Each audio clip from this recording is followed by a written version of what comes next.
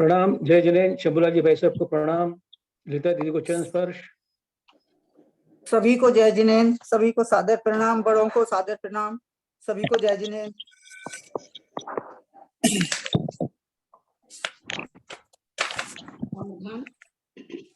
ओम नमः सिद्धेभ्य, ओम नमः सिद्धेभ्य, ओम नमः सिद्धेभ्य। ओंकारं बिंदु संयुक्तं नित्यं ध्यायन्ति योगिनः कामदं मोक्षदं चैव ओंकाराय नमो नमः।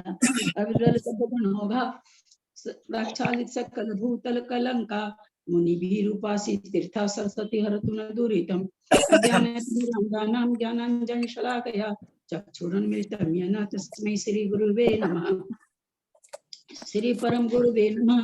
परंपराचार गुरुभ्यो नमः। सकल कलुष विध्वंसकं श्रेषां परिवर्धकं धर्म संबंधकं भव्य जीव मन प्रतिबोधकारकं पुण्य प्रकाशकं पापनाशमिदं शास्त्रं श्री गोमटसार जीव कांड नामधेयम्। अस्य मूल ग्रंथ कर्तार श्री सर्वज्ञ देवा सदुत्तर ग्रंथ कर्तार श्री गंधर देवा प्रतिगंधर देवास्तेषां वचनानुसादं महासाध्य पूज्य श्री नेमि चंद्राचार्य न विरचितमिदं शास्त्रं श्रोतारः सावधानतः शृण्वन्तु। मंगलम भगवान वीरो मंगलम गौतमो गणि मंगलम कुंद कुंदादो जैन धर्मोस्तु मंगलम सर्वमंगल मांगल्यम सर्वकल्याणकारकम प्रधानम सर्वधर्माणां जैनम जयतु शासनम जैनम जयतु शासनम जैनम जयतु शासनम। सरस्वती नमस्तुभ्यं वरदे कामरूपिणी विद्यारंभं करिष्यामि सिद्धिर्भवतु मे सदा। द्वादशांग जिनवानी माता की जय। परम मांगलिक ग्रंथ श्री गोमटसार जीव कांड जी की जय। नेमिचंद आचार्य जी की जय। टीकाकर्ता रत्नचंद मुक्तार जी की जय। अढ़ाई दीप में विराजमान सभी आचार्य उपाध्याय सर्व साधु के चरणों में नमोस्तु नमोस्तु नमोस्तु। सभी आरिका माता जी के चरणों में वंदामी वंदामी वंदामी। सभी क्षुल्लक क्षुल्लिका एलक के चरणों में इच्छामी इच्छामी इच्छामी। सभी प्रतिमाधारी के चरणों में रूप में विराजमान अंजना जी के चरणों में वंदना वंदना वंदना। रूप में विराजमान सभी पूज्य जनों का सादर चरण स्पर्श। सभी से सादर जय जिनेन्द्र। सिद्धम शुद्धम प्रणमीय जिनिंदवर्णेमि चंद्रमकलंकं गुणरयन भूषणोदयं जीवस्य परुवणं वोच्छम्। हम सभी जीवकांड जी का स्वाध्याय कर रहे हैं। स्वाध्याय करते हुए हम लोग 11वें गुण स्थान को करके 12वें गुण स्थान में पहुंच रहे हैं। मंगलाचरण सभी को अभी तक याद हो गया होगा। कम से कम जो ग्रुप में एक्टिव हैं उनको तो याद हो ही गया होगा। गाथा नंबर 62।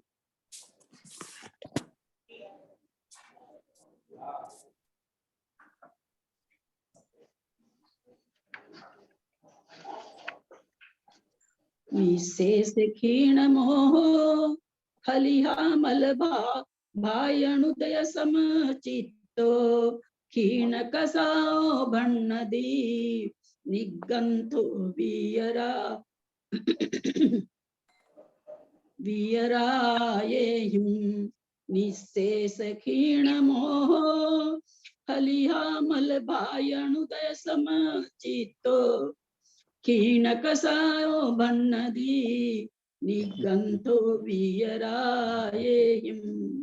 बेटी भाई साहब उच्चारण करें गाथा का।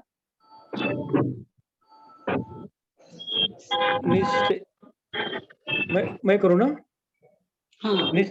निस्सेष क्षीण मोहो फलिहामल भायनु दय समचित्तो क्षीण कसाओ भन्नदी निर्गतो वीरायेहिं। 12वें गुण स्थान के लिए गाथा के शब्दों पर ध्यान दें। निशेष क्षीण मोहो। निशेष मतलब सर्वथा, निशेष पूरी तरह से, जिसमें थोड़ा सा भी, निशेष माने थोड़ा भी शेष नहीं बचे, शेष रहित। निशेष शेष रहित यानी पूर्णता से, सर्वथा। क्षीण मोहो मोहनीय कर्म जिसका नष्ट, क्षीण माने नष्ट हो गया है, यानी संपूर्ण सर्वथा जिसका मोहनीय कर्म नष्ट हो गया है। अथवा जिन्होंने मोह का निशेष रूप से क्षय कर दिया है। हलिया, हलिया प्लस अमल। हलिया मतलब स्फटिक मणि, अमल मतलब निर्मल, अमल मतलब नियम, भायन, प्लीज भायन प्लीज बाकी उदय सब बंद कर संचित। लेंगे, बहुत सारे लोगों का खुला है, प्लीज म्यूट कर लेंगे। अमल भायन, अमल भायन उदय समचित्तो। फलिय, फलिह अमल भायन उदय समचित्तो। स्फट मणि के अमल माने निर्मल, भायन मनु भाजन, उदय उदय का मतलब यहाँ पर उदक हो जाएगा। भाजन में उदक माने जल, समचित्तो माने रखे हुए, उसमें निर्मल भाजन में चित्त सम हो गया है, चित्त निर्मल है। जिसका चित्त समचित्तो, उसके समान चित्त माने चित्त निर्मल है। कहते हैं मोह के छीन, सर्वथा छीन हो जाने पर स्फट मणि के, स्फटिक मणि के निर्मल भाजन में रखे हुए जल के समान, उदय माने यहाँ पर उदक, जल के समान, सम माने समान, चित्तो माने चित्त है। कैसा चित्त है? बोला स्फटिक मणि के निर्मल भाजन में रखे हुए। स्फटिक निर्मल जल तो निर्मल जल है, किसी में भी रखिए। क्यों कहा गया? क्योंकि जल आप जिसमें भी हम रखते हैं, वो नीचे से बर्तन जैसा रहता, उस बर्तन की उसमें झलक आती है। हम पीतल के बर्तन में रखे, पीले पीले नीचे से झलक आएगी। तो यहाँ पर इसीलिए भाई निर्मल जल है, स्फटिक मणि में रखे तो पूरा नीचे से भी एकदम सफेद, एकदम साफ दिखाई दे रहा है। इसलिए यहाँ पर स्फटिक मणि मुझे लगता है कि लिया गया है। छीन कसाओ भरनदी, उसको छीन कसाए कहते हैं। कौन कहते हैं? नेमिचंदाचार्य कहते हैं अथवा वीरसेनाचार्य कहते हैं? तो नहीं, कहते हैं निगंथो, ऐसे निर्ग्रंथ को, ऐसे निर्ग्रंथ को जो ऊपर जैसा आया है कि विशेष क्षीण मोह, जो पूरी तरह से जिसका मोह सर्वथा क्षीण हो गया है, ऐसे निर्ग्रंथ को वीरायहिम, वीतराग देव के द्वारा, तृतीया का एक वचन है, वीरायहिम, वीतरागी देव के द्वारा छीन कसाओ भरनदी निगंथो, ऐसे निर्ग्रंथ को छीन कसाओ भरनदी, छीन कसाय कहा गया है। छीन कसाय गुणस्थान वर्ती कहा गया है। गुणस्थान का वर्णन चल रहा है, इसलिए गुणस्थान अपने मन से लगा देंगे। फिर एक बार देखें, निशेष क्षीण मोह, निशेष मतलब निह शेष, निशेष का हो जाएगा निह शेष, यानी जिसमें कुछ भी शेष ना रहे। क्षीण मोह, मोह के क्षीण माने नष्ट होने से, मोहनीय कर्म के सर्वथा क्षीण हो जाने से, अथवा विशेष रूप से क्षय हो जाने से क्या हो रहा है? तो कह रहे हैं फलिय अमल भायन उदक समचित्तो, भायन भाजन, फलिय अमल भाजन उदक समचित्त हो जाएगा। फलिय माने स्फटिक मणि, स्फटिक मणि में रखे हुए अमल भाजन माने अमल वाले मल रहित भाजन में, निर्मल भाज, स्फटिक मणि के समान, स्फटिक मणि के निर्मल भाजन में, माने बर्तन में जो भी कलसी कुछ भी हो, उदक, उदक रखा हुआ, उदक माने जल, समचित्तों के समान, चित्त माने निर्मल है। ऐसा जिसका चित्त निर्मल है वो क्या हो गया है? किसके कारण से हुआ है? तो बोल रहे मोहनी कर्म का जिसने सर्वथा छीन कर दिया है। फिर उसको आगे दूसरी गाथा में क्या बता रहे हैं? वीरायहिम, वीतराग देव ने निगंथो, ऐसे निर्ग्रंथ को क्षीण कसाओ भरनदी, छीन कसाई गुण स्थान वाला कहते हैं। गाथा स्पष्ट हो गया होगा। आगे चल रहे हैं। जिसने मोह का विशेष रूप से क्षय कर दिया है, स्फटिक मणि के निर्मल भाजन से, निर्मल भाजन में रखे हुए स्वच्छ जल के समान जिनका चित्त निर्मल है, वीतराग देव ने ऐसे निर्ग्रंथ को छीन कषाय गुणस्थान वर्ती कहा है। मोह दो प्रकार का है, द्रव्य मोह और भाव मोह। प्रकृति, स्थिति, अनुभाग और प्रदेश के भेद से द्रव्य मोह 4 प्रकार का है। क्यों है द्रव्य मोह? चूंकि जो कर्म परमाणु बन रहे हैं, प्रकृति कर्म, प्रकृति जो बन रही है, प्रकृति बंध यानी द्रव्य कारमान वर्गना का उद्गल परमाणु का प्रकृति रूप होना, उसमें स्थिति रूप पढ़ना, उसमें अनुभाग पढ़ना, और कितने प्रदेश हैं उसका समूह। तो इस तरह से चारों चीज किसमें होती है? कारमान वर्गना में होती है, अतः उद्गल में होता है। इसलिए ये होने से वो द्रव्य मोह, द्रव्य रूप में जो हमारे उद्गल परमाणु आए वो हो गया। राग और देश के भेद से भाव मोह 2 प्रकार का है। जिसने द्रव्य मोह, भाव मोह को उनके भेदों को सहित पूर्ण रूप से नष्ट कर दिया है, अतः उनका कोई भी अंश किसी प्रकार से शेष नहीं रहा है। इसलिए गाथा में निशेष क्षीण मोह पद दिया गया है।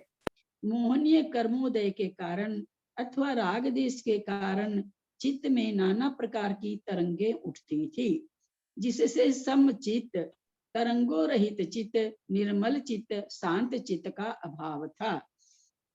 किंतु मोह नष्ट हो जाने पर तरंगों का उठना समाप्त हो गया है, अतः चित्त समचित्त हो गया।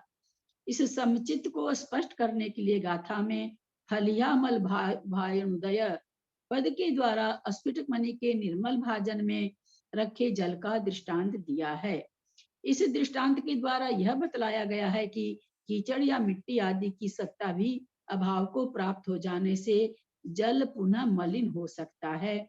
उसी प्रकार मोह के सत्व का भी नाश हो जाने से चित्त पुनः उसी प्रकार होना चाहिए, उसी प्रकार की जगह उस प्रकार मोह के सत्व का भी नाश हो जाने से चित्त पुनः मलिन नहीं हो सकता, अतः सर्वदा के लिए चित्त समचित्त हो गया। यद्यपि यह भाव निशेष क्षीण मोह से भी ग्रहण हो जाता है। गाथा में आया हुआ निगंथो अर्थात निर्ग्रंथ शब्द विशेष महत्व रखता है। साधु 5 प्रकार के होते हैं: पुलाक, बकुश, कुशील, निर्ग्रंथ और स्नातक। बाह्य परिग्रह त्याग की अपेक्षा ये 5 ही निर्ग्रंथ हैं। तथापि पुलाक, वकुश और कुशील के मोहनीय कर्मोदय के कारण अंतरंग परिग्रह विद्यमान हैं।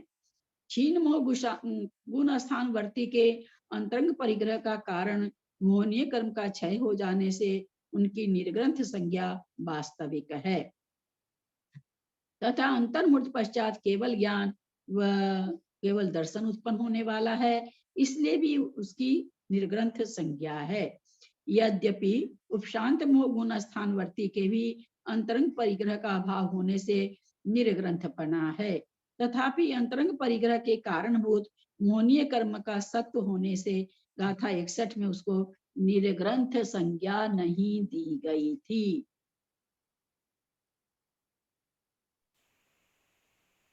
नहीं दी गई है। श्री पूज्यपाद स्वामी व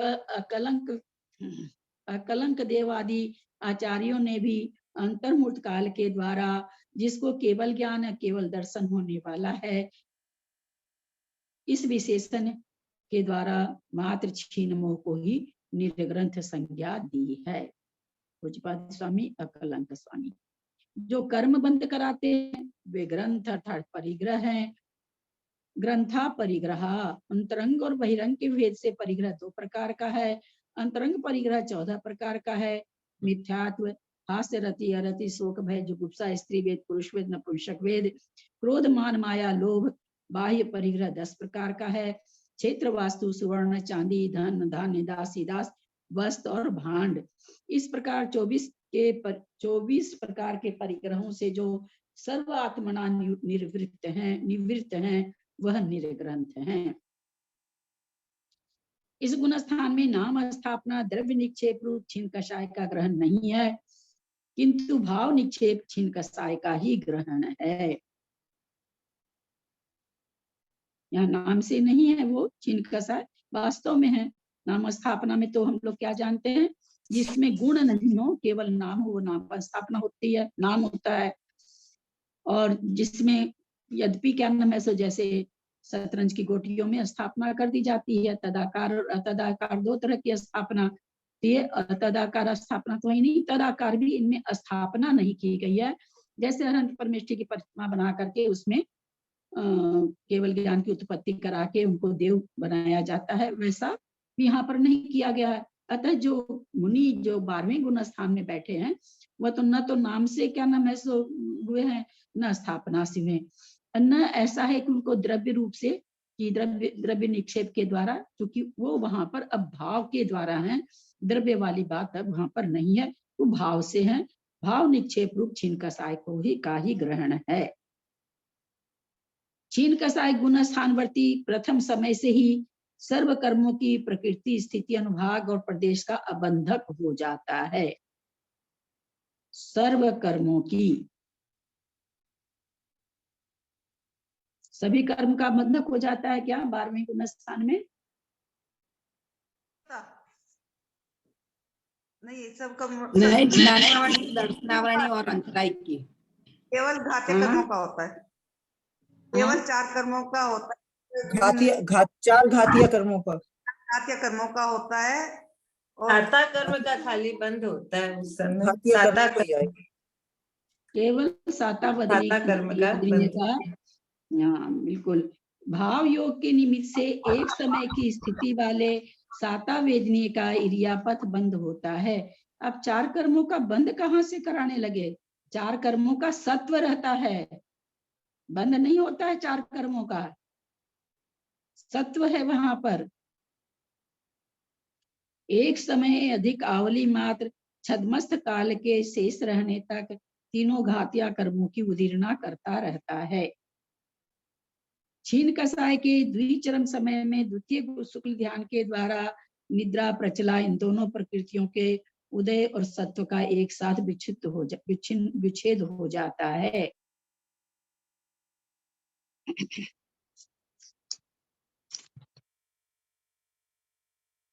ध्यान परिणाम के विरुद्ध स्वभाव वाली निद्रा और प्रचला का उदय कैसे संभव है? आप कहते वहां पर उदय है तो कैसे संभव है? तो ध्यान ही नहीं होने देगी। ऐसी शंका ठीक नहीं, क्योंकि ध्यान उपयुक्त के भी निद्रा प्रचला का अवक्तव्य उदय संभव है। व्यक्त रूप से वहां पर उदय नहीं होगा कि ध्यान में जो मुनि महाराज बैठे हैं वो ऐसे सो जाएंगे का सहारा लेके थोड़ा ऐसे कर लेंगे, ये तो नहीं होगा, पर अव्यक्त रूप से वहां पर उदय तो रहेगी। तदंतर चरम समय में ज्ञानावरण, दर्शनावरण, अंतरा इन तीनों घातिया कर्मों के उदय सत्व और एक साथ विच्छिन्न हो जाता है। जावन छद मथा दो तीनम घादीन वेदगो होई अधंतरेण सखैया सब्बन सर्वदर्शिय। जब तक छीन कसाय वीतराग छद्मस्त अवस्था में नहीं निकलता है, तब तक ज्ञानावरण, दर्शनावरण, अंतराय तीनों घातिया कर्मों का वेदक रहता है। इसके पश्चात अनंतर समय में तीनों घातिया कर्मों का क्षय करके सर्वज्ञ और सर्वदर्शी बन जाता है। छीन कसा के चरम समय में घातिया कर्मों के साथ अघातिया कर्म भी निर्मूल क्षय को क्यों नहीं प्राप्त हो जाते? वो भी क्यों नहीं सत्व से खत्म हो जाते? ऐसी शंका नहीं करनी चाहिए, क्योंकि घातिया कर्मों के समान अघातिया कर्मों का विशेष स्थिति घात नहीं होता। जो स्थिति घात वहां पर हुआ है 8वें गुण स्थान से लेके 9वें गुण स्थान में 10वें गुण स्थान तक ये घात होता रहा। सूक्ष्म कृष्टि, बादर कृष्टि, अपूर्व स्पर्धक, ये किसमें होता था? मोहनीय कर्म की प्रकृतियों में हो रहा था। अघातिया कर्मों की प्रकृति में वहां पर कुछ नहीं हो रहा था। अघातिया कर्म की नाम कर्म की प्रकृतियां जो 13-3 दर्शन मोहनी के पहले समय में नष्ट हुई है, बस नष्ट हो गई वहां पर समली की समली, लेकिन जो बाकी बची वो बची। छीन कसाय के अंतिम समय में भी 3 अघातिया कर्मों का स्थिति सत्व पल्य के असंख्यातवें भाग रह जाता है। पल्य का असंख्यातवां भाग भी असंख्यात वर्ष। अघातिया कर्मों के विशेष घात का अभाव असिद्ध भी नहीं है, क्योंकि घातिया कर्मों की अपेक्षा अघातिया कर्म में उतने अप्रशस्त भाव का अभाव है। घाती कर्म की अपेक्षा समानता होने पर भी जैसे घातिया कर्म में मोहनीय कर्म अधिक अप्रशस्त है, अतः उसका विशेष घात होकर अंतर्मूर्त पूर्व विनाश हो जाता है। 10वें गुण स्थान में विनाश हो गया उसका। इसी प्रकार कर्म पर्ण की अपेक्षा की समानता होने पर भी अघातिया की अपेक्षा घातिया विशेष अप्रशस्त होने से दूसरे शुक्ल ध्यान के द्वारा छीन कसाय के अंतिम समय में निर्मूल क्षय को प्राप्त हो जाता है। यह कथन उत्पादन अनुच्छेद नय के द्वारा किया गया है।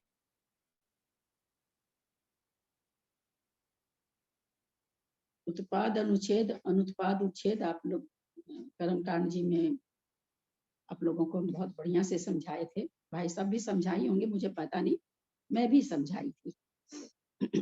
शांति छीन कसायस्य पूर्वज्ञस्य त्रियोगिन, सॉरी श्लोक है। शांति छीन कसायस्य पूर्वज्ञस्य त्रियोगिन शुक्लाद्यं शुक्ललेश्यस्य मुख्यं सहननस्य तत् द्वितीयस्याद्य वर्त सर्वं विशेषत्वेक योगिन विघ्नावरण रोधाय छीनमोहस्य तत् स्मृतम्। प्रथम शुक्ल ध्यान शांत कषाय व छीन कषाय वालों के होता है, किंतु वे पूर्व के ज्ञाता होने चाहिए। यह ध्यान उत्कृष्ट हनन वाले शुक्लेशा में विद्यमान तीनों योगों से युक्त जीवों के होता है। द्वितीय शुक्ल ध्यान का कथन भी प्रथम शुक्ल ध्यान के समान है। विशेषता इतनी है, द्वितीय शुक्ल ध्यान छीनमो गुण स्थान में एक योग वाले के ज्ञानावर्षण दर्शनावरण और अंतराय इन तीन कर्मों का क्षय करने के लिए होता है। में दो विवेचन मिलता है। कुछ आचार्य इसको 11वें गुण स्थान में भी मानते हैं द्वितीय शुक्ल ध्यान को, क्योंकि वहां बताते हुए अप्रतिपाती प्रतिपाती जब बात चली कि कौन सा धन प्रतिपाती है कौन सा ध्यान अप्रतिपाती है, तो प्रतिपाती में उन्होंने दो किन्हीं आचार्यों का मत है, आज्ञा विचय अपाय विचय, पृथकत्व एकत्व विचार और वितर्क विचार, पृथक वितर्क विचार एकत्व एकत्व विचार, जो दो शुक्ल ध्यान है ये प्रतिपाती हैं। तो जो इन दोनों को प्रतिपाती मानते हैं उनकी दृष्टि से 11 में भी होगा और 12 में भी होगा। जो प्रतिपाती नहीं मानते हैं उनकी दृष्टि से 11 में पृथक वितर्क और 11 में पृथकत्व वितर्क और 12 में एकत्व वितर्क होगा। ऐसा हम जान के चलें। तो कह रहे हैं कि जो दूसरा शुक्ल ध्यान है उससे ये तीन कर्म 10वें गुण स्थान में तो क्या नाम है सो गिरिशनाचार्य मानते हैं पहला शुक्ल ध्यान, वैसे 10वें गुण स्थान से मानते हैं। कुछ आचार्य 7वें गुण स्थान से भी मानते हैं, अपनी अपनी मान्यता है। तो पहले शुक्ल ध्यान से तो क्या हो रहा है, मोहनीय कर्म का क्षय हो रहा है, दूसरे से तीन कर्मों का क्षय हो रहा है। इस तरह से यहाँ पर 12वां गुण स्थान का कथन समाप्त हुआ। कोई प्रश्न है? आगे चलें। प्रणाम आंटी। आंटी है ना, उत्पादानुच्छेद हम लोग को नहीं पता है क्या है? आपको नहीं पता है? नहीं। यहाँ पर ये कह रहे हैं उत्पाद अनुच्छेद और अनुपाद उच्छेद दो तरह से प्रकृतिबंध विच्युति बताई जाती है ना। एक जैसे मान लो हम दोनों कलकत्ता में मिले, है ना, कलकत्ता से तुम और कहीं चली गई और मैं और कहीं चली गई, तो आप कहोगे हम और आंटी कलकत्ता में मिले थे, वहीं से बिछुड़े। आप क्या कहोगे? कलकत्ता से हम बिछुड़े। एक आप ये भी कथन करोगे और क्या कहोगे? कलकत्ता तक तो हम साथ थे, हम उसके बाद बिछुड़े। दोनों सही है, कलकत्ता में हम लोग साथ ही थे, उसके बाद बिछड़े। ये हो गया अनुत्पाद उच्छेद। उत्पाद उच्छेद हो गया हम लोग कलकत्ता से बिछुड़े। कहाँ बिछुड़ना कहाँ उत्पन्न हुआ? कलकत्ता में ही उत्पन्न हुआ। कलकत्ते में यद्यपि हम साथ थे लेकिन बिछुड़ना भी कलकत्ते में ही हुआ। तो ये हो गया उत्पाद अनुच्छेद, जहां उत्पाद हो गया बिछुड़ने का।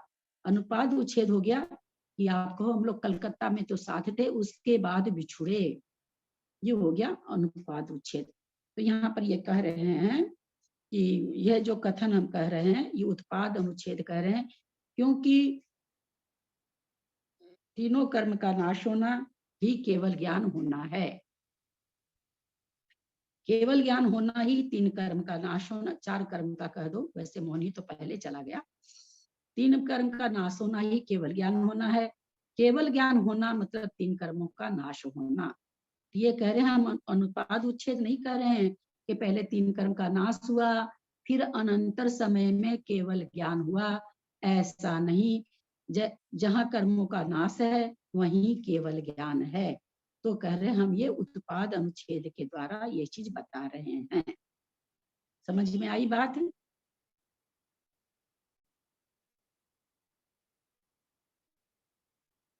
एकदम से आप लोग मौन कैसे हो जाते हैं? हाँ दीदी आ गई, मैंने भी अभी सुना, पहली बार आ गई।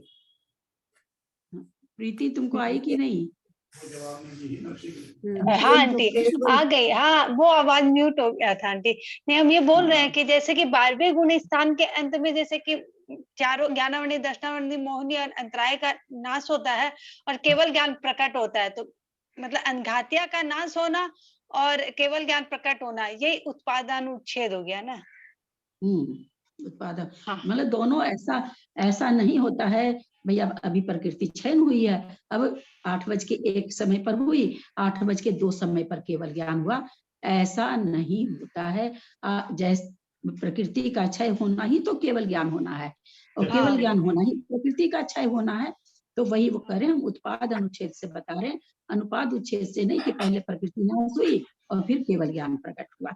ये कर्मकांड जी में आ चुका है, मैं तुम लोग को कर्मकांड जी में समझा चुकी थी। ठीक आंटी, हाँ, समझ में आया। ये यहाँ पर ये बिछोड़ने वाला ही उदाहरण बहुत अच्छा से दिया हुआ है।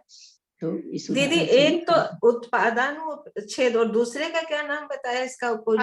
अनुत्पादानुच्छेद। हाँ अनुत्पाद, जहाँ पर उत्पाद नहीं है वहां उच्छेद कहना।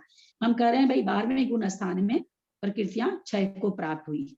अब हम यहाँ पर ये नहीं कह रहे कि केवल ज्ञान हुआ, हम क्या कहें 12वें गुण स्थान चाहे चौथे गुण स्थान में 10 प्रकृति की बंद बिछुती हुई। बंद बिछुती होते ही तो 5वां गुण स्थान हो गया, लेकिन हम वहां पर ये नहीं कह रहे हैं कि 5वें गुण स्थान हो गया। हम क्या कर रहे हैं, चौथे गुण स्थान के अंत में बंद बिछुती हुई। हम चौथे गुण स्थान का अंत कर रहे हैं, तो उसके बाद 5वां गुण स्थान होगा अनंतर समय में, है ना। जबकि उत्पाद अनुच्छेद के हिसाब से तो प्रकृति जैसे 10 नाश हुई वैसे ही तो 5वां गुण स्थान।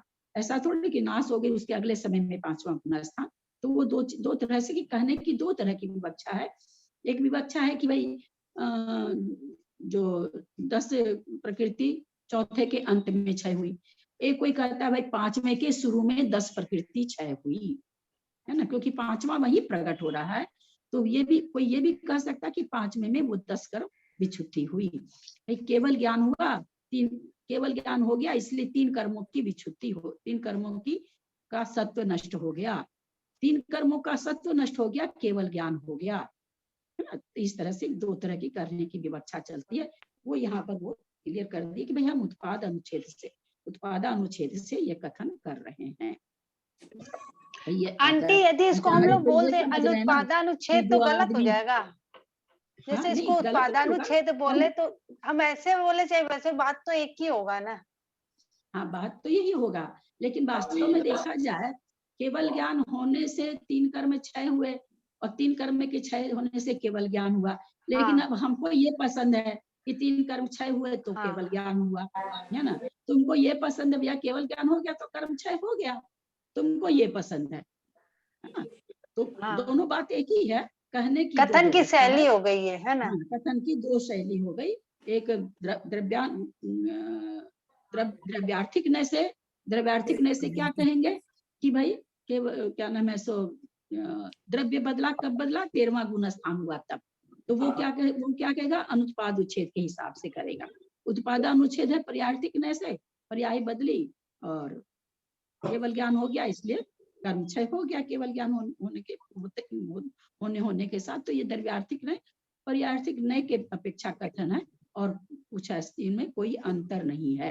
कोई पर्याय को मुख्य कर देता कि केवल ज्ञान होने से कर्म क्षय हो गया, कोई द्रव्य को ये कर देता है कि पहले क्या है सूक्ष्म छीन कसाय केवली है, छीन कसाय है, अब केवली बन रहे हैं, तो वो छीन कसाय कहेगा तो द्विवार्थिक में की अपेक्षा खत्म हो जाएगा। बस यही है। ठीक आंटी। हाँ। दीदी ये स्फटिक मणि के निर्मल भाजन में, भाजन माने पात्र हुआ क्या? भाजन माने बर्तन, बर्तन बर्तन। और हाँ पात्र, हाँ वही पात्र हो गया। पात्र, हाँ पात्र। आगे चले, कोई प्रश्न है, कुछ है? नहीं आंटी आगे बढ़िए। दीदी केवलनान ऊपर का सेंटेंस समझ में नहीं आया। किरण कला बपणासी अन्नाओ नव केवल लद्धुकम सुजनीय परम पवएसो। केवलनान दिवायर किरण कला बपणासी अन्नाओ नव केवल लद्धुकम सुजनीय परम पवएसो। असहायनान दंसन सहियो इति केवली हुजो येना जुत्तोति सजोग जिनो अनायिनी।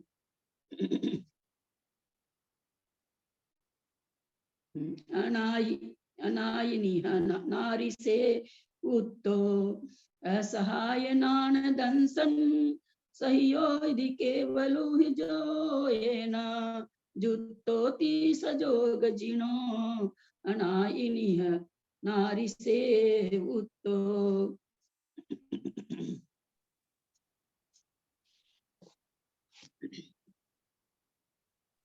कौन करेगा? मैं करूं? सुमन सेठी एक गाथा पढ़े, सरिता जैन एक गाथा पढ़े। प्रणाम दीदी। केवल नान दिवायर किरण कला वपणासी अन्नाओ नव केवल लद्धुगम सुजनीय परम पवएसो। फिर से पढ़िए तो। केवल नान दिवायर किरण कला वपणासी अन्नाओ नव केवल लद्धुगम सुजनीय परम पवएसो। पहली बार असहायनान दंसन सहियो इति केवली हुजोयण जुत्तोति सजोग जिनो अनायिनी हर अनारी से उत्तो। अनायिनी अनारी से उत्तो हणा है क्या ये? अनायिनी अनादि निधन के लिए आया है। अनायि निहन राशि तो उत्तो। अनादि निधन, अनादि निधन का प्राकृत है ये। अनारी से उत्तो। दीदी 63 नंबर की गाथा में आखिरी का अन्ना नो है मेरी किताब में, और अन्ना ओ पढ़ रहे तो गलत है क्या मेरा? अन्ना है दीदी हमारे। अन्ना नो ही है। मेरे इसमें अन्ना नो है। 63 नंबर की अन्ना नो ही है। हमारी अन्ना नो ही पढ़ा था उन्होंने। अन्ना नो ही पढ़ा था। अन्ना नो अन्नाओ, अन्नानो नहीं, अन्नाओ। लिखा तो अन्ना नो है। हमारे ग्रंथ में अन्नानो है। अन्नाओ, इसीलिए तो न पर जोर दिया जा। अन्नाओ जब पढ़ेंगे आप, अन्नाओ तो अन्नाओ 3 ना हो जाएगा। ध्यान दीजिए आप लोग। बहुत से लोग, नाम नहीं बताऊंगी, बहुत ज्ञानी लोग भी इस तरह से पढ़ते हैं। उसमें 3 ना का उच्चारण हो जाता है। अन्नाओ 3 ना हो गया। अन्नाओ ना पर जोर देना है। अन्नाओ अपने आप उसमें ओ नहीं है आखिरी में दीदी, आखिरी में ओ नहीं है हमारे इसमें, नो है आखिरी में, नो है। अन्ना नो, हाँ अन्नानो है। अभी मैं देखिए, अन्नानो ही है, अन्नानो नहीं। हाँ उसकी कोई बात नहीं है, हम बीच का करें। ठीक, अन्नानो तो ठीक है। जी जी हमको जी ओ सूझ रहा था, वो आप बोले हैं तब ध्यान गया है। जी अन्नानो, लेकिन अन्नानो नहीं होगा। अन्नाओ, अन्नाओ ऐसे होगा। अन्नाओ, अन्नानो।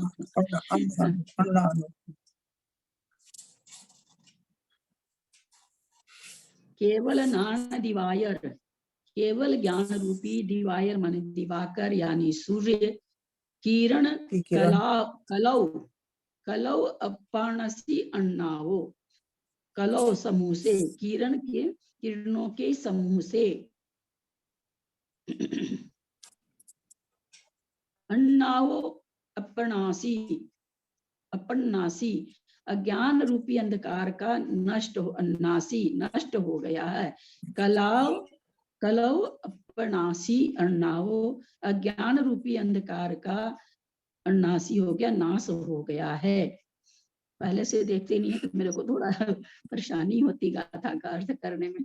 नव केवल लध उद्गम, नव केवल लब्धि के, नव केवल लध, नव केवल रूपी लब्धियों के उद्गम प्रकट हो जाने से, उद्गम का उद्गम हो जाएगा, प्रकट हो जाने से, सुजनीय परमप भव एसो, बोला मतलब परमप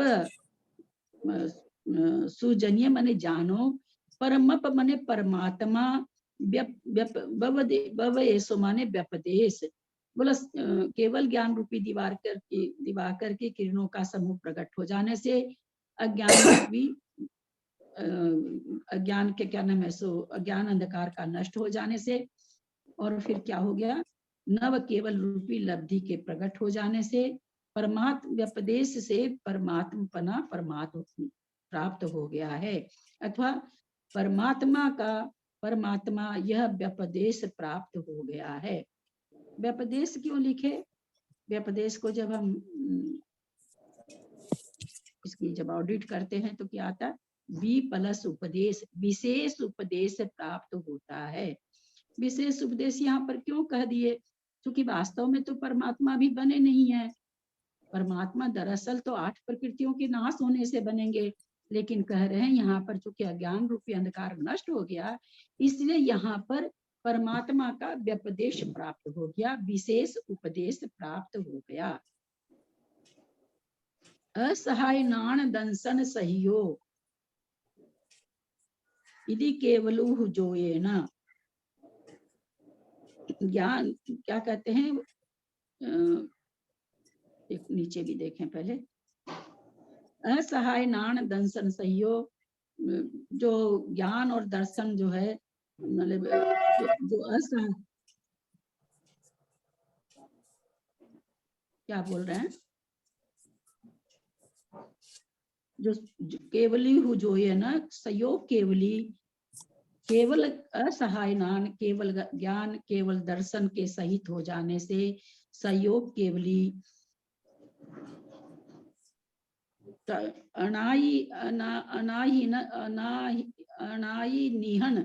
अनाई निहन अरिसे उत्तो, अनादि निधन आरिशे माने आर्स यानी आगम ग्रंथ में, अनाई निहन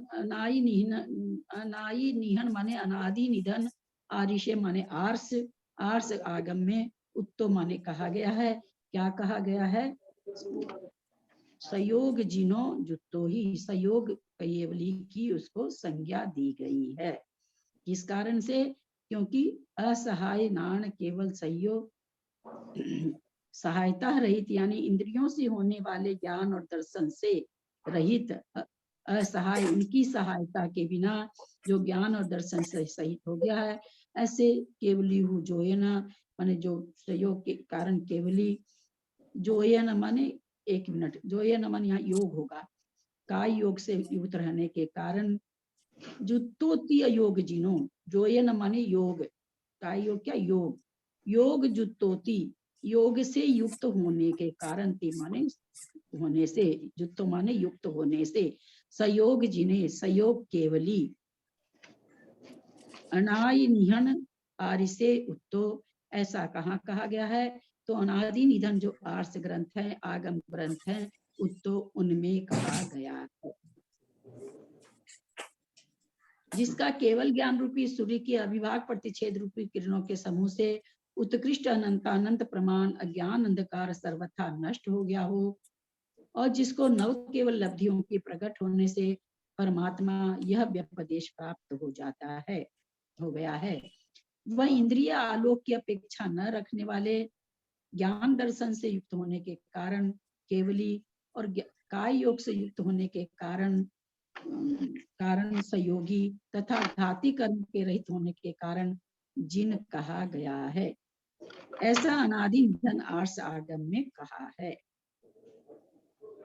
जिस प्रकार प्रातःकाल सूर्य के उदित होने पर उसके किरणों में कलाप समूह से रात्रिकालीन अंधकार नष्ट हो जाता है, उसी प्रकार ज्ञानावरणादि घातिया कर्मों के क्षय होने के काल में केवल ज्ञान रूपी सूर्य, मैंने पीछे जो श्लोक आया उसका अर्थ नहीं करे, 2-3 श्लोक जो आया सो याद ही नहीं रहा, मैं आगे बढ़ गई। क्षय होने के काल में केवल ज्ञान रूपी सूर्य के उदय होने पर उसके सर्वोत्कृष्ट अनंत अभिभाव प्रतिच्छेदों के द्वारा सर्वज्ञेय विषय ज्ञान रूपी अंधकार नष्ट हो जाता है, अर्थात समस्त ज्ञेय उस केवल ज्ञान में प्रतिभास हो जाते हैं।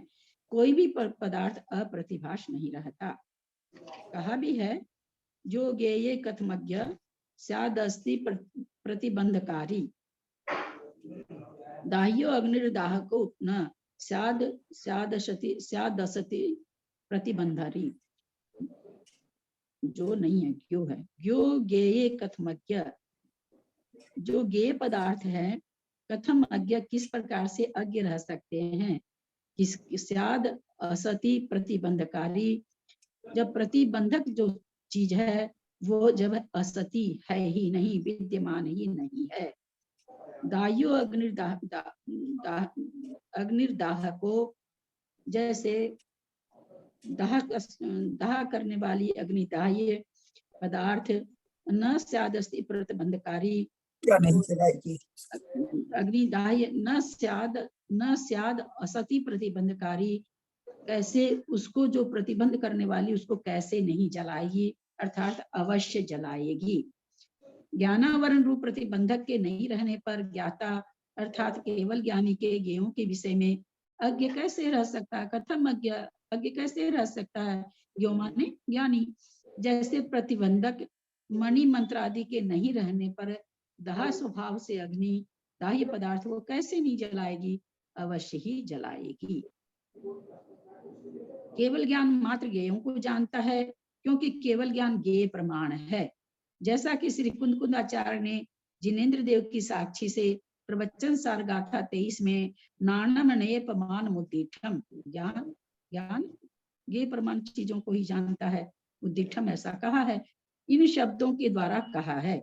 यदि केवली अज्ञेयों को भी जानने लगे तो ज्ञान ज्ञेय प्रमाण है, इस सिद्धांत में विरोध आ जाएगा कि भाई ज्ञान तो जो पदार्थ अपने को ये मतलब जो पदार्थ अपने को जन्माना चाहता है, जो पदार्थ माने जानने लायक है, ज्ञान उन्हीं पदार्थों को जानता है, ऐसा कहते हैं। इसलिए श्री स्वामी कार्तिकेयाचार्य ने नेयेण विना कहम नाणम, ज्ञेयों के बिना केवल ज्ञान कैसे हो सकता है, ऐसा कहा है। अर्थात जो ज्ञेय नहीं है उनको केवली नहीं जानता। यदि कहा जावे कि कोई भी अज्ञेय नहीं है तो अज्ञेय के अभाव में ज्ञेय का भी सद्भाव नहीं हो सकता। ये तो चालू हो गया आपकी तर्कना वाली चीजें। ये कह रहे हैं कि जो जिस पदार्थ को जानता है ज्ञान वही ज्ञेय है। तो उन्होंने कहा भाई ज्ञान के अलावा तो कोई वस्तु बसती ही नहीं है। बोला जब ज्ञान के अलावा कोई वस्तु बसती ज्ञेय के तो फिर अज्ञेय का अभाव हो गया। अज्ञेय नहीं है तो फिर जब अज्ञेय नहीं तो किसी को ज्ञेय हम कैसे कहेंगे, तो कैसे कह यहाँ पर क्या कहेंगे मुझे पता नहीं। जितनी जो वस्तुएं हैं केवल ज्ञान के को छोड़ दीजिए तो जितनी भी दुनिया में वस्तु है बाकी 4 ज्ञान के द्वारा अज्ञेय तो है ही है, कुछ ज्ञेय है कुछ अज्ञेय है। केवल ज्ञान ऐसा है जिसके लिए कोई वस्तु अज्ञेय नहीं है। देखें ये क्या कहना चाह रहे हैं आगे, क्योंकि सप्रतिपक्ष पदार्थों की उपलब्धि अन्यथा नहीं बन सकती। जब तक प्रतिपक्षी नहीं रहेगा तब तक तो सप्रतिपक्षी बनेगा ही नहीं। इसलिए ये तो कहना ही पड़ेगा कि अज्ञेय पदार्थ भी हैं। श्री वीरसेनाचार्य ने पंचास्ति का गाथा 8 के आधार पर यह सिद्धांत सिद्ध किया कि सर्व पदार्थ सप्रतिपक्ष है। क्योंकि कुंद आचार्य ने सब इन शब्दों द्वारा इस सिद्धांत का सब यथा माने सभी पदार्थ सपरिवक्षा सप्रतिपक्ष, सभी पदार्थ सप्रतिपक्ष के सहित हैं। अब कैसे घटाएंगे देखिए, मेरी समझ में तो जो हम कह रहे हैं वही घटना चाहिए, बाकी तो ओहो बहुत बड़ा कथन है। देखिए केवल इस एक शंका पर देखिए रत्नचंद्र मुक्तार जी ने कितना कुछ कहाँ से दिया है। धन्य हो प्रभु। 4 घातिया कर्मों के क्षय होने से नव केवल लब्धियां उत्पन्न होती है। ज्ञानावरण कर्म के क्षय होने पर छायिक ज्ञान, दर्शनावरण कर्म के क्षय होने पर छायिक दर्शन, मोहनीय का क्षय होने से छायिक सम्यक व छायिक चारित्र, और अंतराय के क्षय होने पर छायिक दान, छायिक लाभ, छायिक भोग, छायिक वीर्य। इस प्रकार छायिक ज्ञान, छायिक दर्शन, छायिक सम्यक, छायिक चारित्र, छायिक दान, छायिक लाभ, छायिक भोग, छायिक उपभोग और छायिक वीर्य, ये 9 छायिक भाव हैं जिनको 9 केवल लब्धि कहा गया है। उपर्युक्त ज्ञानावरण आदि कर्म देवत्व अर्थात परमात्मा पद के घातक हैं। जो ज्ञानादि कर्म है क्या परमात्मा पद के घातक है। जब तक ये रहते तब तक कोई परमात्मा नहीं बन सकता। इन कर्मों का क्षय होने पर धवला पुस्तक से जय धवल पुस्तक का कथन है ये। इन कर्मों का क्षय हो जाने पर नव केवल लब्धियां उत्पन्न हो जाती हैं और उनके साथ साथ परमात्मा पद भी, देखिए क्या लिखा है, उनके साथ साथ, ऐसा नहीं लिखा कि उत्पन्न हो जाती है उसके बाद परमात्मा पद प्राप्त हो जाता है, यानी ये छायिक लब्धियां हो गई उसके अनंतर समय में परमात्मा बने, ऐसा नहीं है। साथ साथ इसी को अभी जो हमने समझा था केवल ज्ञान के लिए वही चीज है। असहाय ज्ञान को केवल ज्ञान कहते हैं क्योंकि वह इंद्रिय प्रकाश और मनोव्यापार की अपेक्षा से रहित है। और अपने यहाँ तो संसार में क्या है, बिल्कुल उल्टा अर्थ है। हम क्या कहते हैं, जब किसी असहाय बच्चा है इसकी सहायता कर दो, ये आदमी असहाय है, हम उसको बहुत ही मतलब निर्बल रूप से कमजोर मानते हैं उसको। और यहाँ पर तो असहाय ज्ञान का मतलब पूर्ण ज्ञान। तो असहाय, जो असहाय बच्चा है उसको किसी की सहायता चाहिए। और यहाँ पर क्या कह रहे हैं, असहाय ज्ञान मतलब ऐसा ज्ञान जिसको किसी की सहायता नहीं चाहिए। सर्वार्थ सिद्धि आदि में भी कहा गया केवलस्य असहाय आचार्य ने भी कहा है केवल मत्सहायम घाता कर्म। भैया मेरे पढ़ने में ऐसे ही जान निकल रही है। कविता जैन आपका खुला है शायद, कविता जी। घातिया कर्मों का क्षय हो जाने से, आप लोग को पढ़ने इसलिए नहीं कहते कि बीच बीच में समझाना पड़ता तो बार बार रोकना पड़ेगा। घातिया कर्मों का क्षय हो जाने से ज्ञान व दर्शन असहाय हो गया, इसलिए उसकी केवली संज्ञा है।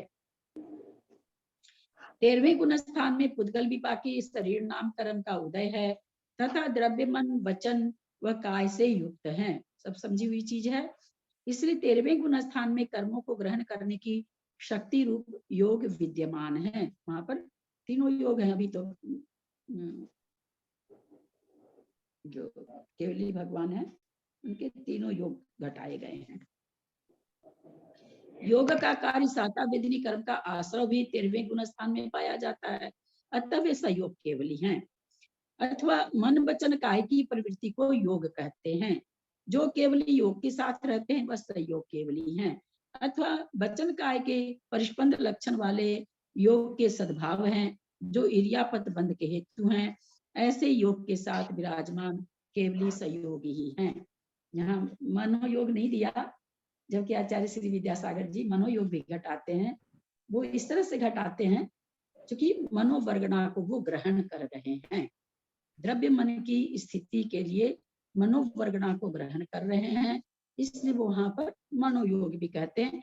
हमारे जैसा मनोयोग नहीं कि मन से सोच के हम कोई संकल्प विकल्प करके करते। संकल्प यहाँ भी तीनों आया ना दीदी, यहाँ भी तीनों आया ना, मन वचन और काय की प्रवृत्ति को योग कहते हैं। तो तीनों आ गए ना क्रिया, वचन और काय।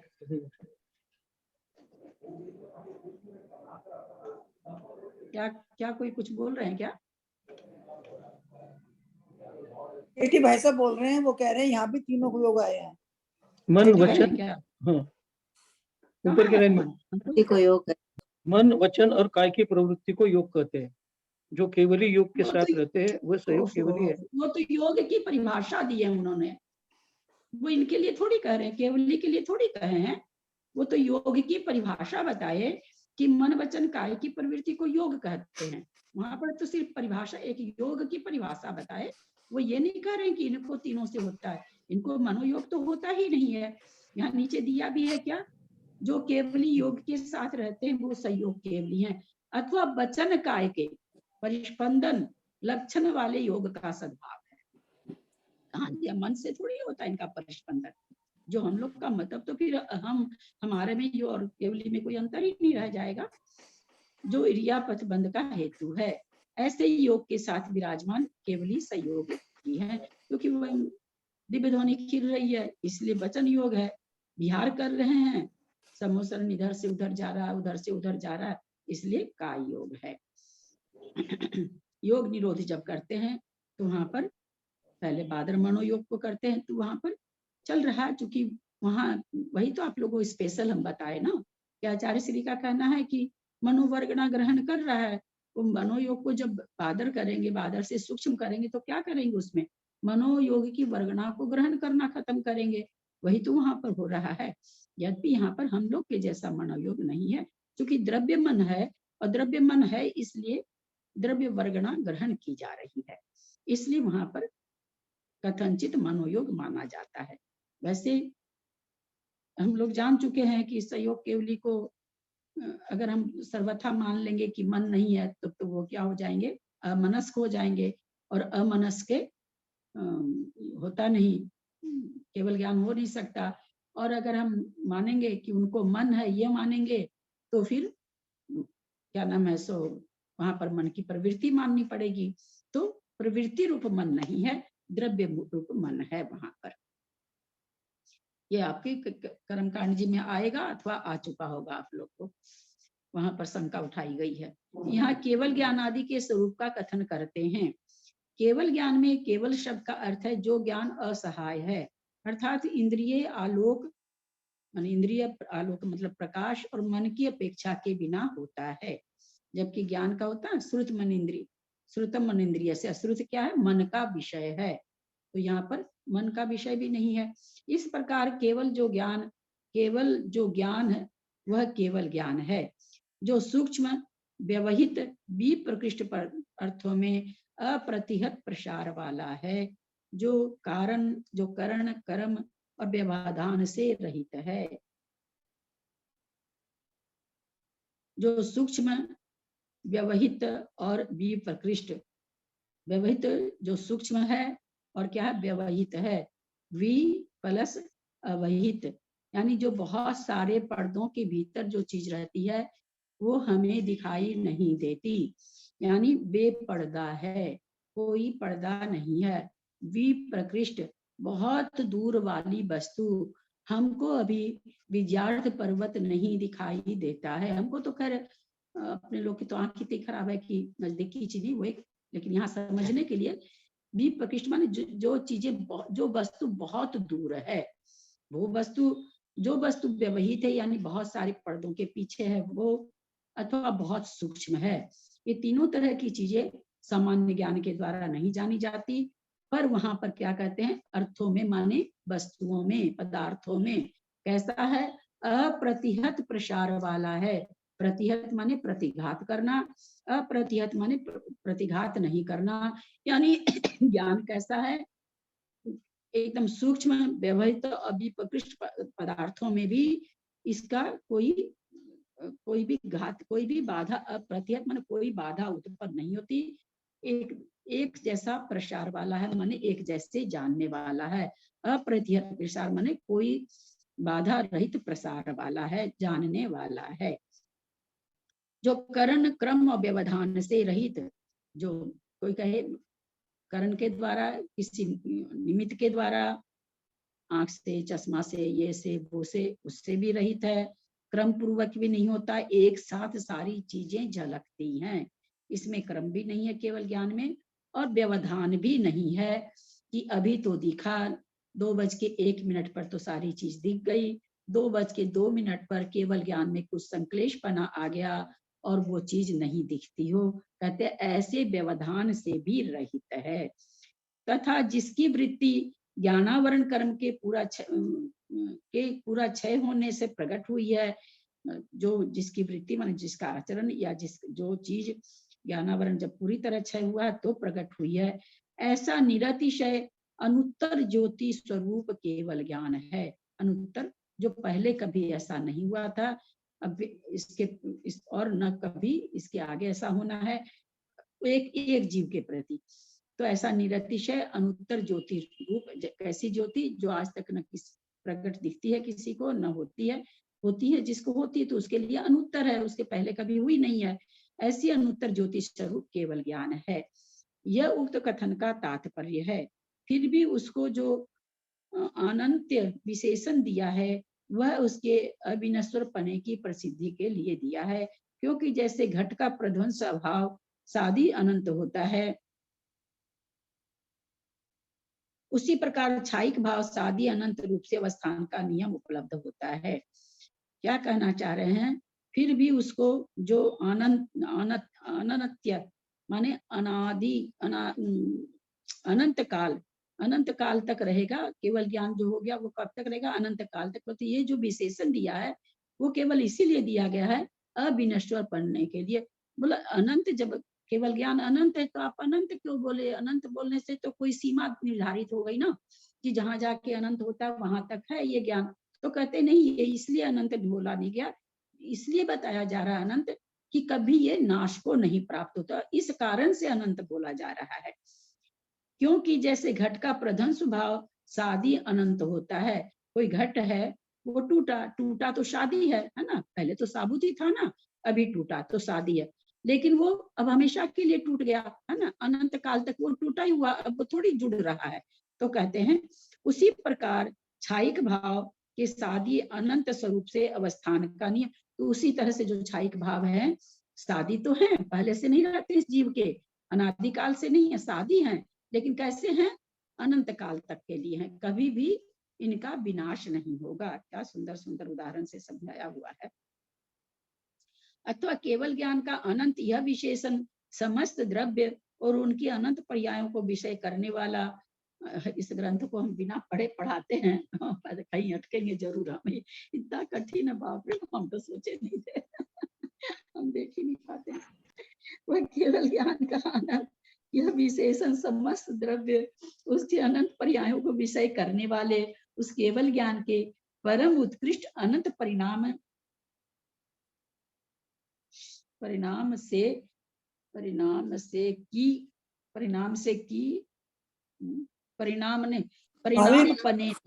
होना चाहिए, पने कर दीजिए, पने होना चाहिए। हमारे किताब में परिणाम पने की है, पने ही है दीदी, पने ही है, परिणाम पने की। अरे भैया मेरे में मिटा हुआ है, आप में है सो है, मेरे में मिटा हुआ है। परिणाम पने हमने निकाल लिया ना, हमको बात को बताने की जरूरत थोड़ी पड़ती है। अनंत परिणाम पने की प्रसिद्धि के लिए जानना चाहिए।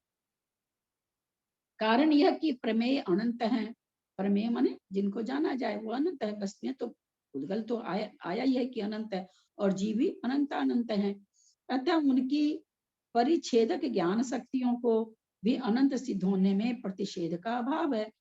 जब अनंत चीजों को जानना तो अनंत ज्ञान ही तो जानेगा अनंत चीज को। तो कहते हैं इसलिए उसका अनंतपना जो कहा गया है उसमें कोई प्रतिषेध का अभाव है, माने कोई रुकावट का अभाव है, यानी वो अनंत है।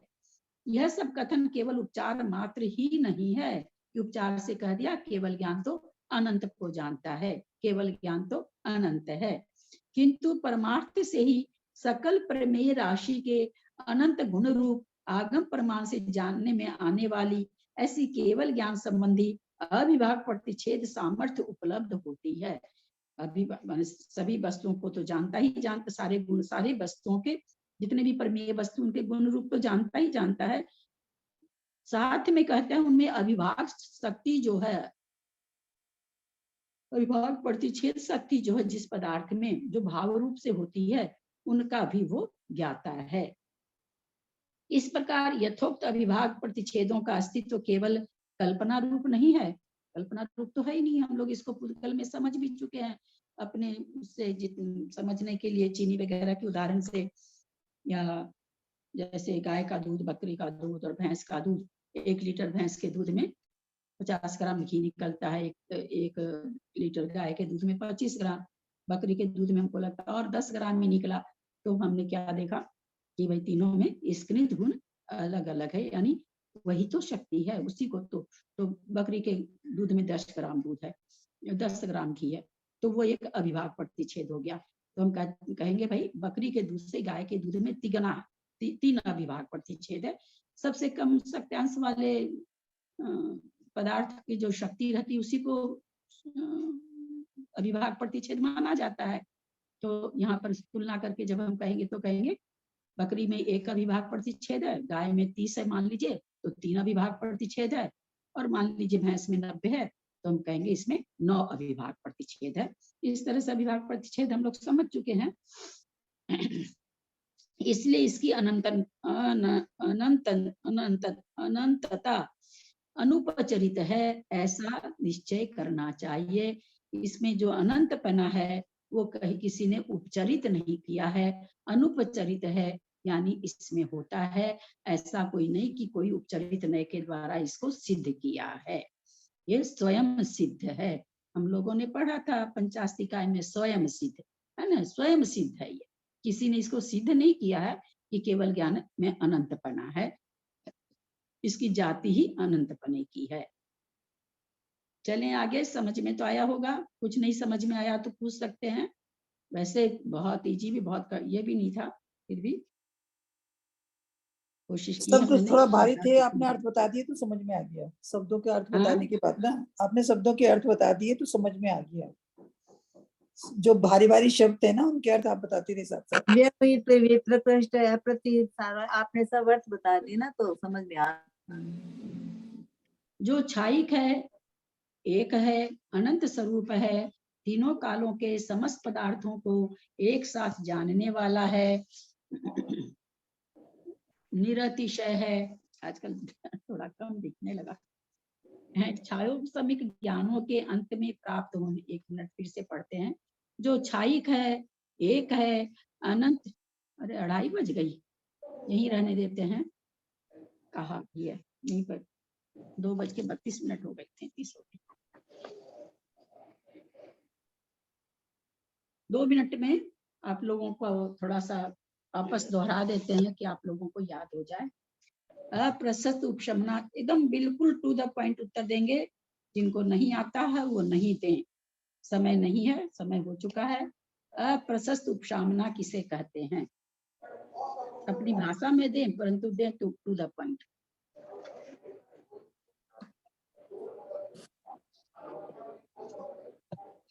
बोलिए निशा जैन। मैं बोल, अनम्यूट करिए, अनम्यूट करें, अनम्यूट, म्यूट है आप, म्यूट है निशा जी, म्यूट हैं। ठीक है, ठीक है। जिसमें उत्कर्षण, अपकर्षण और संक्रमण तो होते हैं लेकिन उदय और उदीर्णा नहीं होते, वह निरतिशय उपशमना है। बहुत सुंदर। और निधत्ती किसे कहते हैं? मैं बताऊं? जिसमें मैं बता दिया। उषा जैन बताना चाहूंगा, बेंगलुरु। बोलिए उषा जैन जी, निधत्ती किसे कहते हैं? अपकर्षण उत्कर्षण हो रहा है पर पर्ण संक्रमण नहीं हो रहा उसमें, पर प्रकृति रूप संक्रमण नहीं हो रहा और उदय उदीर्णा भी नहीं होता। बहुत अच्छा। यानी पहले वालों में 3 कार्य हो रहा था, उदय उदीर्णा तो तीनों में नहीं होती है ना, तीनों कर्मों में होती है, प्रस्तुत में और निधत्ती निकाची, तीनों ही तरह के कर्म निषेक जो हैं, जिन कर्म निषेकों में ये शक्ति है वो तीनों ही उदय और उदीर्णा तो नहीं होती है। पहले वाले में अप्रशस्त उपशमन में हमने क्या जाना कि 3 चीज होती है। संक्रमण, मतलब संक्रमण का मतलब ही होता है पर प्रकृति रूप संक्रमण, उसी को संक्रमण, अपनी प्रकृति में जो बदलता है उसको संक्रमण नहीं कहते हैं। तो संक्रमण, और फिर उत्कर्षण और अपकर्षण हो रहे हैं। निधत्ती में क्या हो गया? संक्रमण भी नहीं हो रहा, उत्कर्षण और अपकर्षण हो रहा है। और निकाचित में क्या होता है? कुछ भी नहीं होता, 5 संक्रमण और ना कुछ भी नहीं संक्रमण होता, होता, ना उदय, ना उदीर्णा, उसमें कुछ ना नहीं होता। अपकर्षण उत्कर्षण, कुछ भी नहीं होता। मैं नाम इसमें पुकार रही थी ना, बीच में आप लोग बिना ऐसे क्यों बोले आप लोग? कि कितना समय के बाद आप लोगों को मैं समय दे रही हूँ, फिर आप लोग बिना कुछ बोले दो लोग एक साथ बोल रहे हैं, बोलने मना करने के बाद।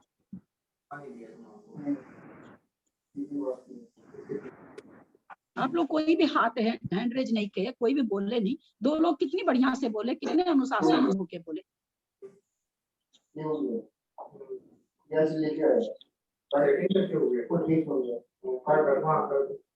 सभी म्यूट कर लेंगे प्लीज।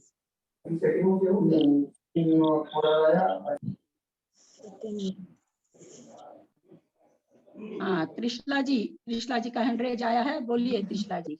इसमें संक्रमण, उत्कर्षण, अपकर्षण, उदय, उदीर्णा कुछ भी नहीं होता, उसमें वो निकांतित कर्म है।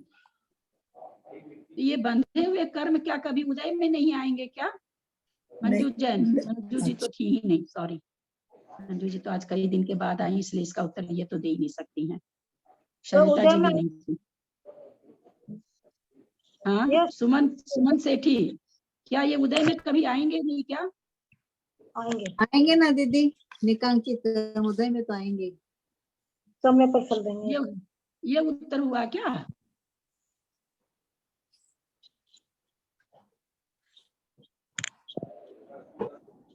और कौन देंगे उत्तर? मैं बता, ये समय आने पर ही अपना फल देंगे।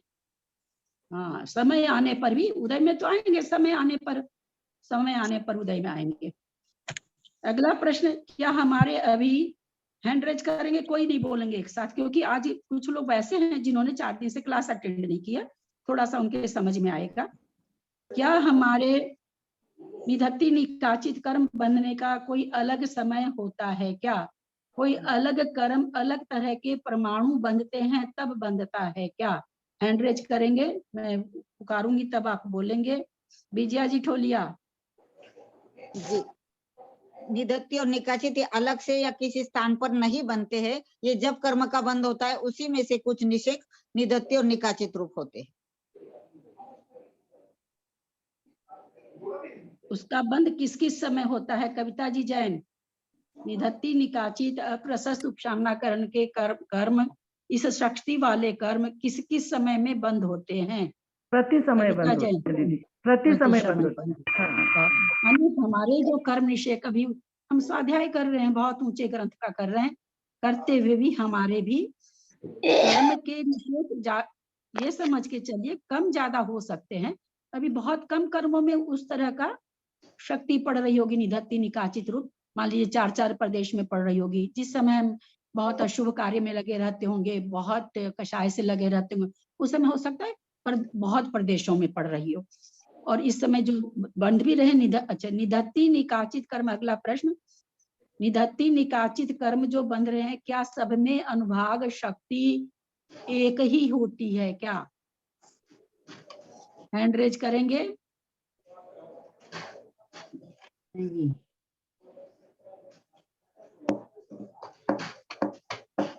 इसका हैंड रेज पता ही नहीं चल रहा।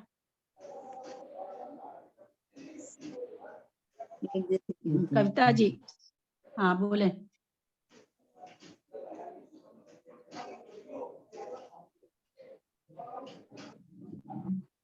पहले का आपका हैंड रेज था। प्रीति बोलो। हाँ प्रीति बोलो। आंटी, हाँ, हाँ बोल रही आंटी। पहले वीडियो ऑन करो। हाँ, नहीं तो हम प्रश्न नहीं पूछेंगे, हम आज फिर कह देते हाँ, तुम लोग को हैंड रेज करने के पहले अपना चेहरा जिनवानी माँ को दिखा दिया करो। हाँ आंटी, प्रति समय जो कर्म बंध कर्म परमाणु के जो अनुभाग शक्ति जैसी रहती है ना, वैसे ही निधत्ती और निकाचित कर्म की शक्ति होती है। और कर्मों को मिला के तुलनात्मक क्यों करें? सीधी सी बिता के ध्यान, प्रति समय अनुभाग शक्ति एक जैसी नहीं बनती है, बनती है जैसी बनती है। अपने को दूसरे कर्म से कोई तुलना करके नहीं जानना है, बस जिस जो बनती, मतलब प्रति समय एक जैसी स्थिति नहीं बनती। जैसा कि अभी तक हम लोग ये समझे हुए थे कि निधत्ती निकाचित रूप फल देता है, एकदम ऐसे कर देता है, ऐसे कर देता है, जाने कोई उसमें सब में शक्ति एक जैसी हो, ऐसा नहीं है। नहीं, प्रति समय बंधने वाले कर्म किस किस समय उदय में आते हैं? मतलब 10 साल प्रतिशमय जो कर्म बनते हैं वो प्रतिशमय उदय में आते हैं कि गैप गैप से आते हैं? समय आने पर जब उसका कर्मों का जब समय आता है तभी वो आकर मेरे प्रश्न को समझो, मेरे प्रश्न को समझो। प्रतिशमय निधत्ति निकाचित कर्म बंध रहे हैं, है ना? अभी आप लोगों ने सबने कहा, आप लोगों ने ये भी कहा कि एक जैसी अनुभाग शक्ति नहीं पड़ती है जैसी पड़ती है, जिस समय जैसा होता पड़ती है। तीसरा प्रश्न मेरा ये था कि क्या वो उदय कभी कभी आते हैं क्या? बंध तो गया प्रतिशमय, क्या उदय कभी कभी आते हैं क्या?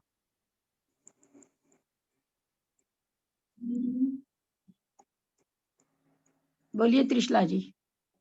नहीं, वो उदय में आते रहते हैं, बनते रहते हैं, उदय में आते रहते हैं।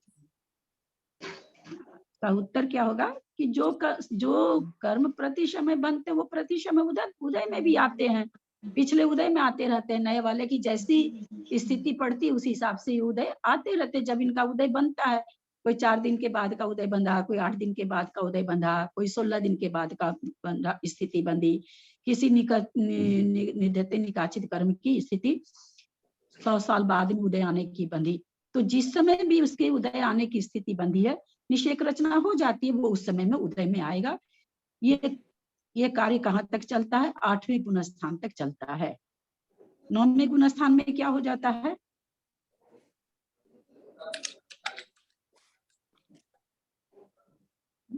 नौवे गुणस्थान में तो ये सब, ये जो निधत्ति निकाचित कोई भी कर्म है, खत्म हो जाते हैं। इनकी मूल प्रकृति, ये जो निधत्ति निकाचित कर्म जो है खत्म हो जाते हैं। 9वें गुणस्थान के बाद वो नहीं रहते। 9वें गुणस्थान में ये कभी झड़ जाते हैं, खत्म हो जाते हैं।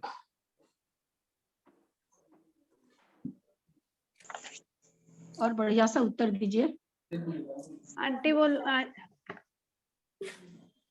आंटी जैसे है ना, निधत्ति निकांचित कर्म 8वें गुण स्थान तक तो अपना समय आने के साथ में फल देते हैं, लेकिन 9वें गुण स्थान में ऐसा होता है कि ये ना 6 को प्राप्त हो जाते हैं। 9वें गुण स्थान में इतनी विशुद्धि ऐसी होती है कि वो 6 को प्राप्त हो जाते हैं। बिना फल दिए ही हो जाते हैं, फल नहीं देते हैं उस समय। निधत्ति निकाचित रूप से जो प्रदेश बंधे रहते हैं, वो 9वें गुण स्थान में जो प्रकृतियां क्षय हो रही है, सत्व से जिसकी विच्छुत्ति हो रही है, अथवा सत्व से विच्छुत्ति जहां जहां जिस कर्म की हुई है, वहां वहां तो उस कर्म का पूरा ही सत्व विच्छुन्न हो गया, तो निधत्ति और निकाचित कार्य का सभी खत्म हो गया, है ना? तो इसलिए यहाँ पर जिस कर्म की सत्व विच्छुत्ति हो रही है उनका तो हो गया। मान लो जो सत्व विच्छुत्ति पड़ी है जिसकी, क्योंकि हम लोग जानते 85 प्रकृति बाद में सत्व विच्छुत्ति होती है, लास्ट समय में 72 और 13 की। तो जिन कर्मों की सत्व विच्छुत्ति हो गई उनका 9वें गुण स्थान में भी निधत्ति निकाचित रूप जो प्रदेश रहते हैं वे भी खत्म हो जाते हैं। ऐसा क्यों कहा गया? जब यहाँ पर ऐसा क्यों आया? तो निधत्ति निकाचित रूप के लिए कहा गया फिर बिना फल दिए नहीं जाते हैं। तो वो यहाँ चीज बतलाई गई कि 9वां गुण स्थान ऐसा है जहाँ निधत्ति निकाचित रूप जो कर्म रहते हैं वे फल दिए बिना ही, और जो प्रकृतियां 85 रह गई उनमें जो निधत्ति निकाचित रूप बंधे हुए प्रदेश हैं वे भी यहाँ पर गलित हो जाते हैं। वो शक्ति, प्रदेश नहीं गलित हुए, उसकी शक्ति खत्म हो जाती यहाँ पर। अनिवृत्तिकरण गुण परिणामों से उन कर्मों की भी शक्ति, निधत्ति निकाचित रूप जो शक्ति वो खत्म हो जाती है, और जो कर्म सत्व से विच्छुन्न हो रहे हैं उनकी तो खैर हो ही रही है। ये हम चलिए दोहराया गया तो सबको याद हो गया।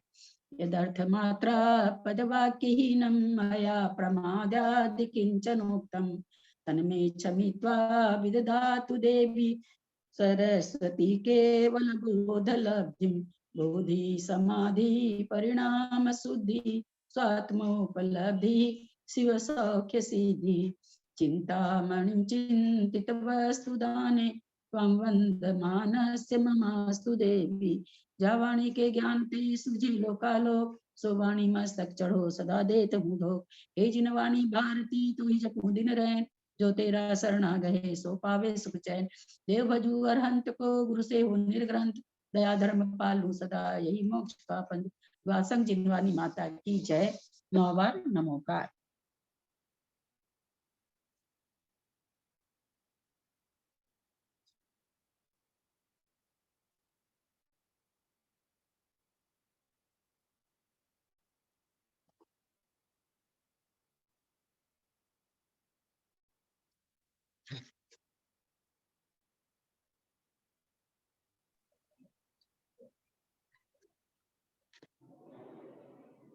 बड़ों को सादर चरण स्पर्श, प्रतिमाधारी को वंदना। सबसे जय जिनेन्द्र।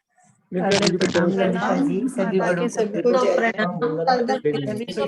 वंदना, सभी से जय जी को प्रणाम और सबको जय जिनेन्द्र। प्रणाम सभी को सभी को बड़ों को धोख जय जिनेन्द्र सविता जी सादर प्रणाम दीदी सभी को बड़ों से सादर प्रणाम। प्रणाम सभी से जय।